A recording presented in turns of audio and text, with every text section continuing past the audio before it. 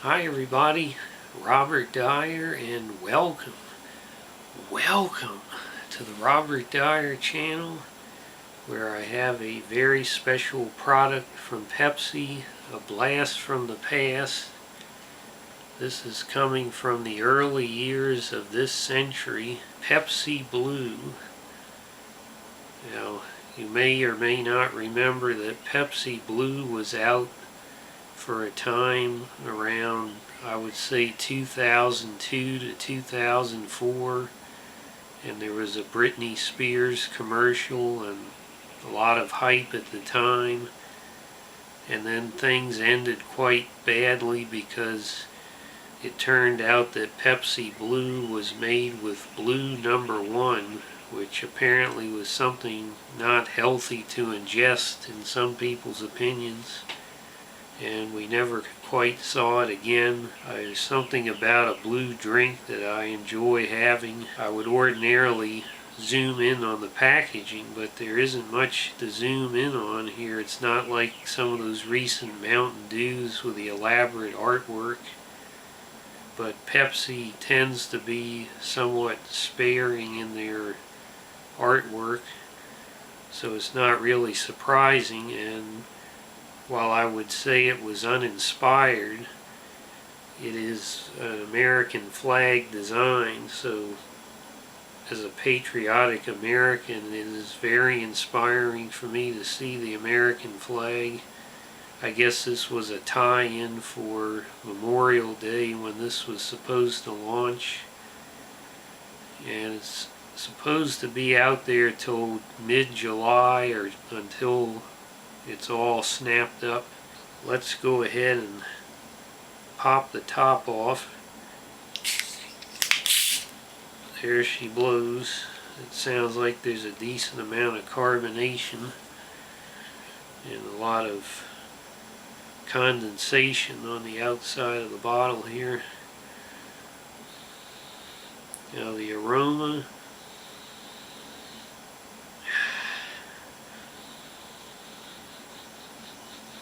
it's more berry than cola, I have to say.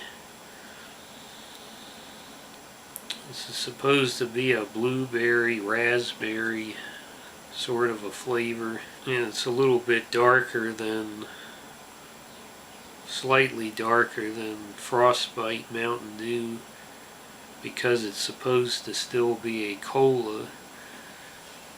So now let's pour some of this into the finest bachelor's glassware. You can see the clear blue color. Have a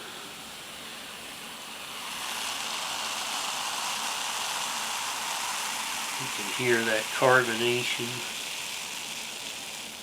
That 1-inch head vanishes. There we definitely get a crisper berry aroma floating up out of the wider cup here. I'm going to put this cap back on so I don't lose all the fizz.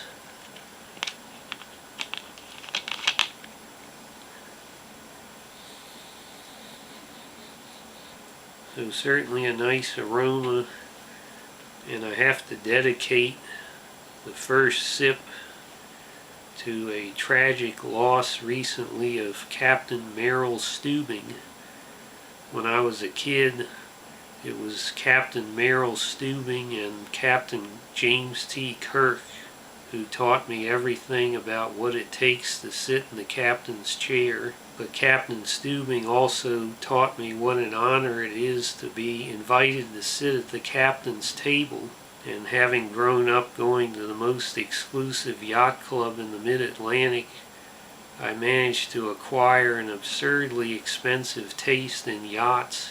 And so I do believe that one day I will have a mega yacht, and many of you out there watching may be aboard at some point, and an even more select number of you may actually be invited to dine at the captain's table, and the maitre d' will bring out a perfectly chilled bottle of Pepsi Blue, and I will raise the cup and say, let's go ahead and see how it tastes.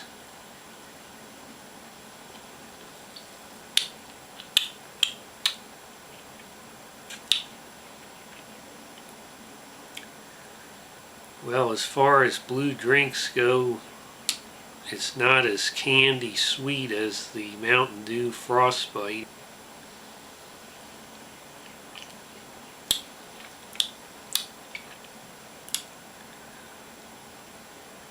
It doesn't have a tremendous amount of the cola flavor to it. It's really been toned down by the fruit flavor.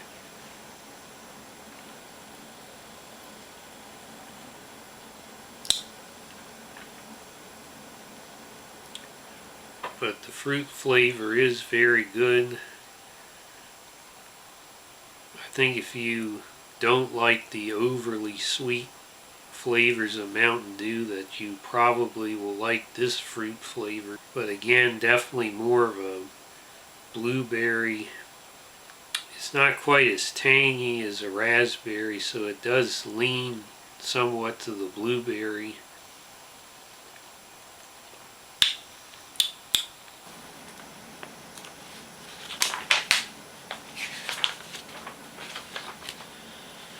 Well, Bob, turns out there's a lot more wines than those bottles they sell on the little rack at the gas station. Napa Valley Cabernet. White wines of Peso Robles. These are the kind of wines I guess somebody like Jack Antonoff would buy. But I say thank God for Jack Antonoff, because without Jack Antonoff, we'd never have known the answer to the question, what would Rivers Cuomo be like with even less testosterone? But I've got to go, Bob.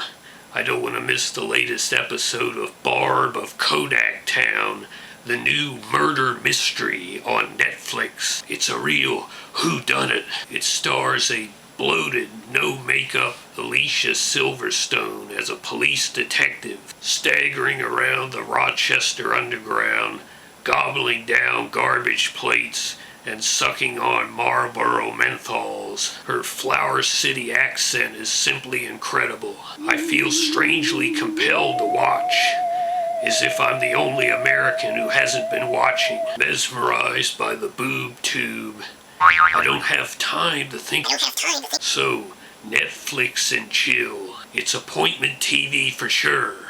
And spoiler alert, the butler did it.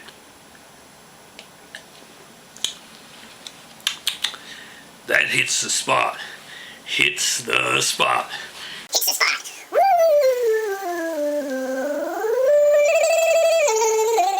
This is a 16.9 ounce bottle, so it's one of those slim bottles mandated by the United Nations or something. Total sugar of this, it's 58 grams, so far less than something like a